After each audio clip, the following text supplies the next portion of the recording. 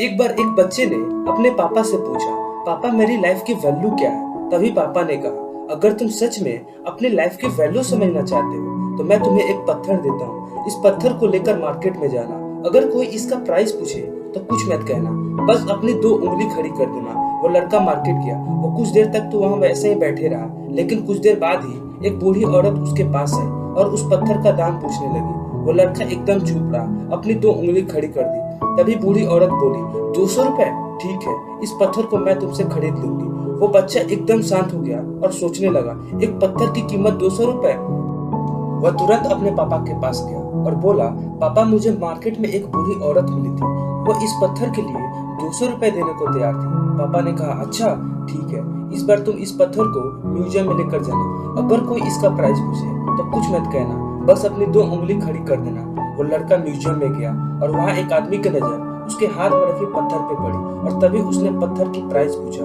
वो लड़का एकदम चुप रहा, उसने अपनी दो उंगली खड़ी कर दी। तभी वो आदमी बोला, 2000 रुपए? ठीक है, इस पत्थर के लिए मैं तुमको 2000 रुपए देने को तैयार हूँ। वो लड़का एकदम चौंक गया और फिर जाकर अपने पापा से पूछा, पापा म्यूजियम में मुझे एक आदमी मिला था, वो इस पत्थर के लिए 2000 रुपए देने को तैयार था। तभी उसके पापा ने कहा, अब मैं तुमको आखिरी जगह भेजने जा रहा हूँ। अब तुमको एक कीमती पत्थरों के दुकान पे जाना है।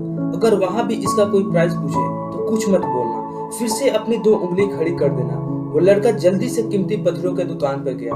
तभी एक बूढ़े आदमी की नजर उसके हाथ में रखी पत्थर पे पड़ी और वो व्याकुल हो उठा। वो तुरंत उसके हाथ में रखे पत्थर को छीन लिया और बोला, ओ माय गॉड, इस पत्थर की तलाश में मैंने अपनी पूरी जिंदगी गुजार दी। कहाँ से मिला ये पत्थर और क्या प्राइस है इसका?